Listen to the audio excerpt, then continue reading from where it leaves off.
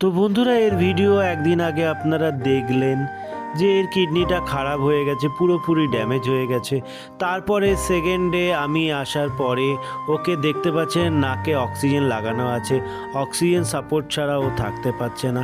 কিন্তু এর বেশি আর সময় দিল না, একটা দিনের ব্যাপার। তারপরে কিন্তু ও আর বাঁচলো না। কারণ কেন?